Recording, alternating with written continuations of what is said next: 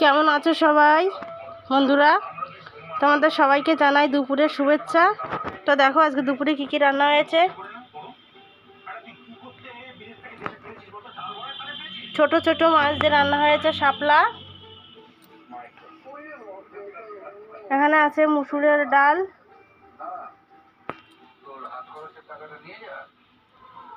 এখানে আছে খয়রা মাছ, আর রান্না হয়েছে পাবদা মাছ।